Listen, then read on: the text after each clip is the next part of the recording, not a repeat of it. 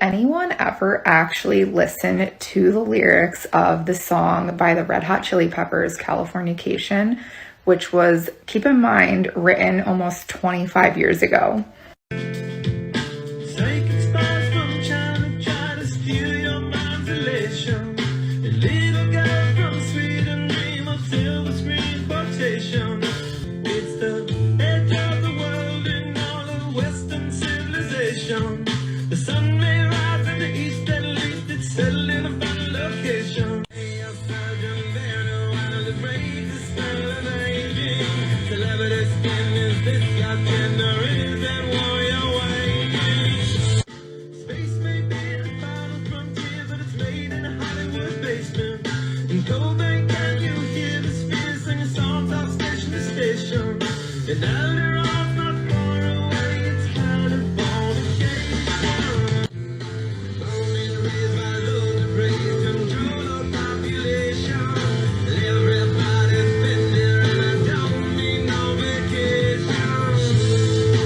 This is a Japanese train at a speed of 200 miles per hour.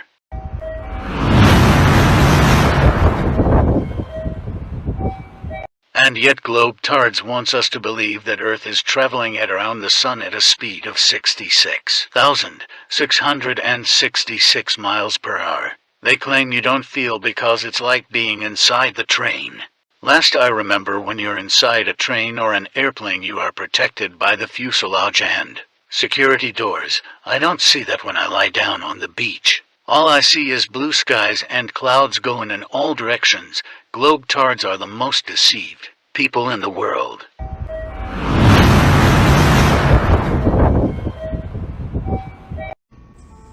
Right, guys. I can't stop laughing. This is India's moon landing. Does that look real to you? That looks like CGI, the worst CGI I've seen. Like, what's up with that yellow? It looks like they're still rendering it in a computer. It does. And what I want to know is, who's filming? Like, on the moon, have they got something there, like, filming it? I don't get it. But Modi, the president, he does not look happy, man. He looks upset. He's like, my country's a nuclear country. We're a powerhouse. We're everything. And this is what we produce?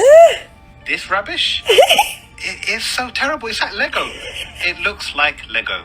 And then we have all the actors there in the space agency just loving it. But this is absolutely horrendous. Come on, people, man. It's 2020. We've got AI. We've got Maya, the software that makes Star Wars. And this looks like it was made in Microsoft Paint.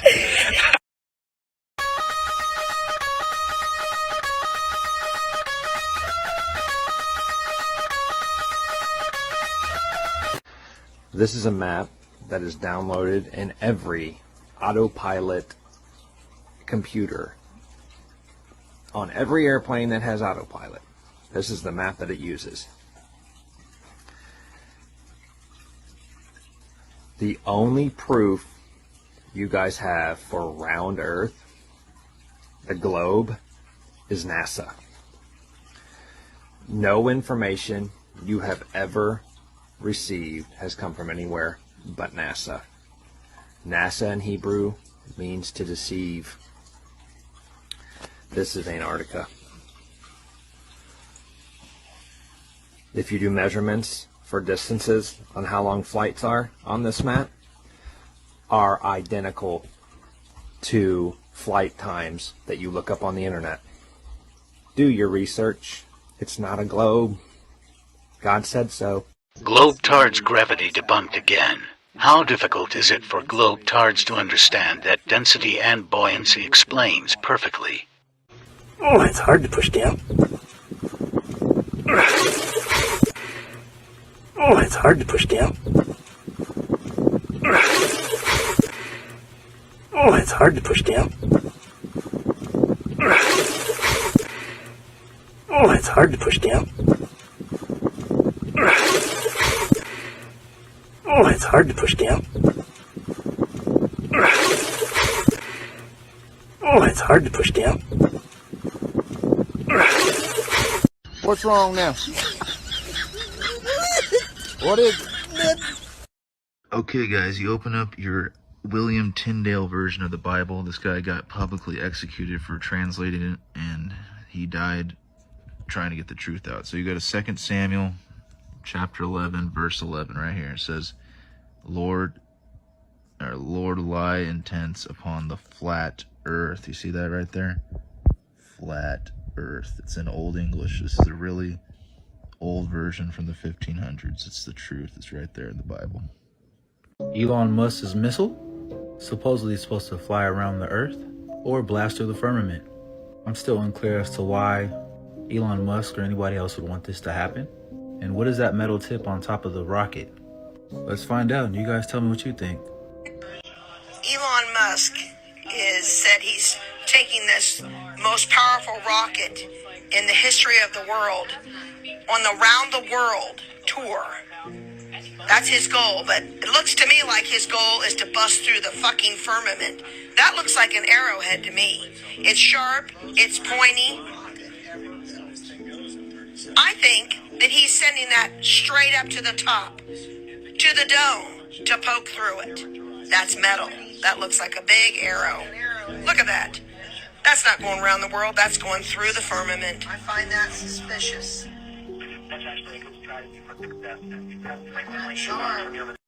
It's also a working model of a flat Earth with the waters above and the waters below, but most of you are not ready for that conversation yet.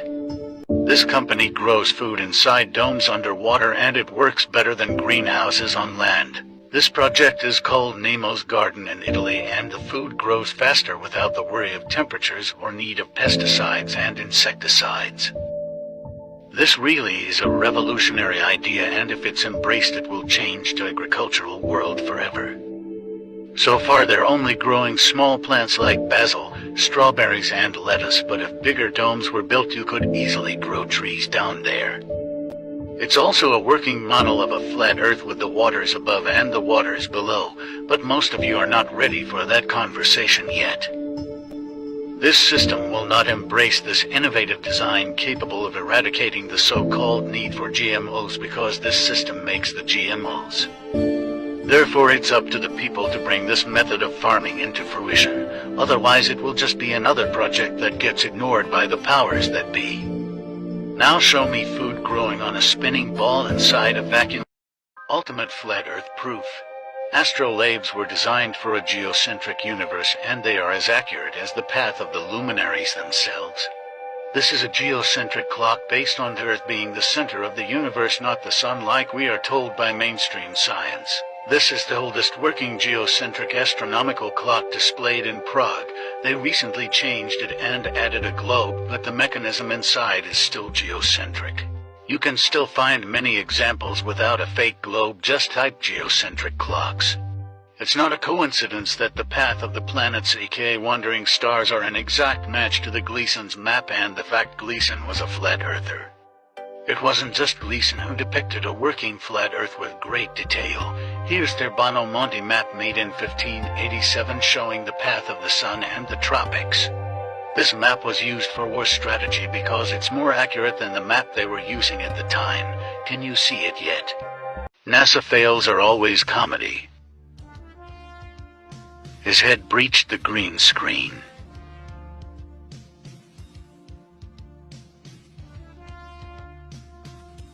Three-layer CGI fail. Bang, and the astronaut is gone.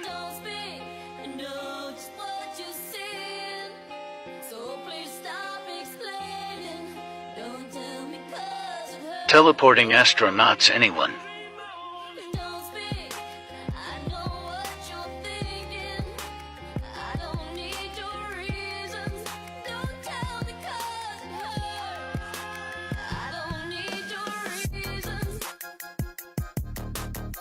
Scuba diver in the green screen pool. This is where they film all spacewalks.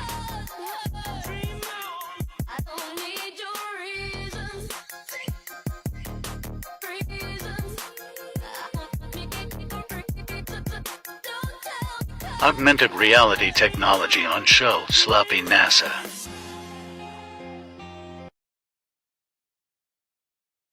Here's some fully exposing the ISS and space to be a big fat lie, and still, people will believe it's real. Watch and listen as he drops a screw or clip in zero gravity.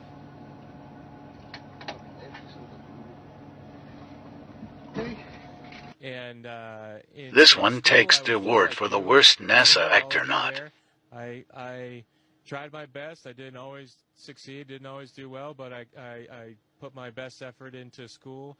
Math and science were kind of my favorite subject. I didn't really like English and reading too much, but I've since grown out of that, and I enjoy reading now.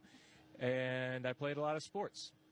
And all of that happened in a little town called York, Maine, across the United States from where we're talking to you right now. All of that happened in a little town called York, Maine, across the United States from where we're talking to you right now. NASA's favorite tool, Photoshop. Thanks for watching. Like, comment, and follow at Mike Priest ARR for more content like this.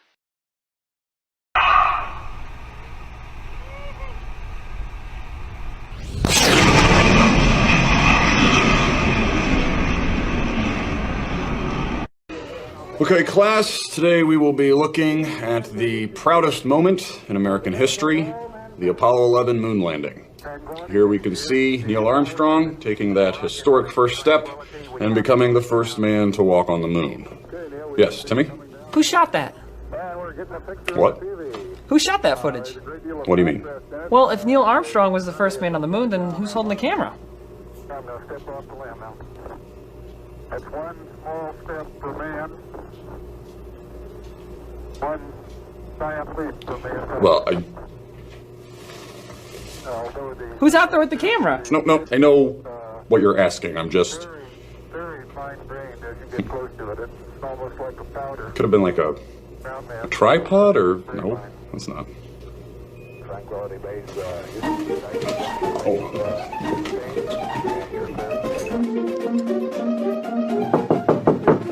Hey, Mr. Teacherson, what can I do for you? Who shot the moon landing? Neil Armstrong. No, he was in it. I mean, who's holding the camera? Wait a minute, I know this. It was... I have no idea. Yeah. What? I know. Hang on a second. Hello? Hey, Mr. Mayor. Who shot the moon landing? Buzz Aldrin. No, he was in the ship. I don't know. Alien? Wait, hold on one second. Thank you for calling the military. Hi, yes, I have a question. Don't ask, don't tell. No. Who shot the moon landing?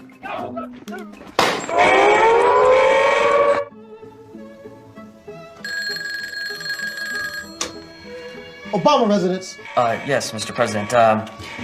Who shot the moon landing? Who's asking that? Some kid from PS 139. Hold on.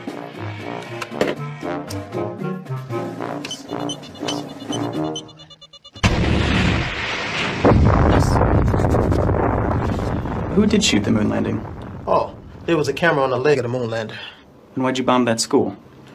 That's why they call me Obama. All right, check this out. Up top, we get a lot of NASA images of them training in a swimming pool. We never get images of them training in a vacuum, which is technically what space is supposed to be, the vacuum of space. So let's see what happens when they actually try to train in a vacuum. Trying to get the chamber back to a safe pressure and Jim to a safe pressure was inside the suit. As I stumbled backwards, I could feel the saliva on my tongue starting to bubble just before I went unconscious. And that's kind of the last thing I remember. Essentially, he had no pressure on the outside of his body, and that's a very unusual case to get, and there's very little in the medical literature as to what happens when you have that. There's a lot of conjecture, that your fluids will boil. Okay, so he passed out, and then you're telling me just a few years later, we all of a sudden have this dude. This is the first ever.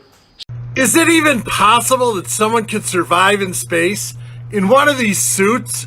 Now, before you come after me, I'm just asking the question. They tell us that the vacuum of space is the strongest, purest vacuum. It's called they rate it in torr, and it's a torr 10.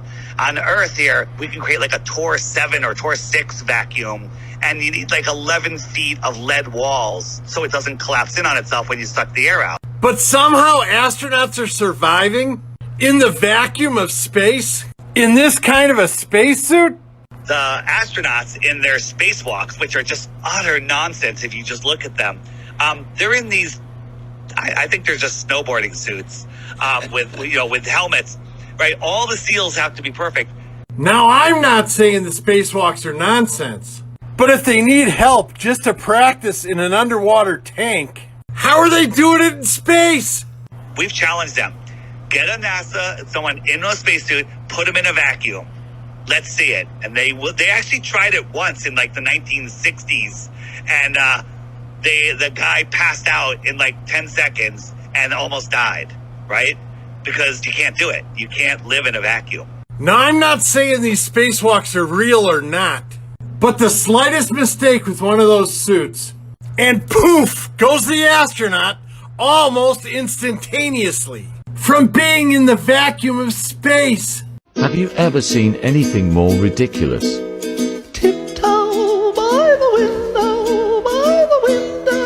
that is where I'll be. Come tiptoe through the tulip with me. The flat Earth map dates back over 1,000 years. This map is credited to being created by a Persian astronomer, Al-Biruni, who lived between 975 AD to 1048 AD. It's the official map of the United Nations and also the United States Geological Survey. It used to be present in many places before the creation of NASA and the Antarctic Treaty in 1959. Here you see it with Admiral Byrd. This map has been restored by Dmitry from Russia with suggestions of mine, Eddie Alenkar. Known by my YouTube channel Flat Earth Banjo, I asked Dmitry to include the Bermuda Triangle and Point Nemo, a place deep in the Pacific where NASA buries rockets. Then Robert Tozzi, a professional mapmaker, came along and enhanced the map even more. There are many people now selling this map online, but I would greatly appreciate if you can order it from my store. Visit my store and order one of the items. I humbly thank you.